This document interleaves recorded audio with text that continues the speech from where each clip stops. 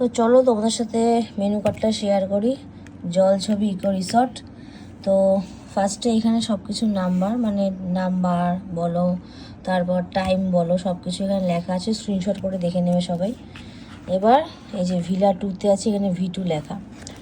First এখানে আসি, সব স্ক্রিনশট মেরে দেখে নেবে কত কি দাম, এত নাম বলা সম্ভব না। নেক্সট এটাও স্ক্রিনশট হয়ে যাবে, তাহলে দুটো গেল। এবার থার্ড, এটা হচ্ছে ফোর্থ, তারপর ফিফথ,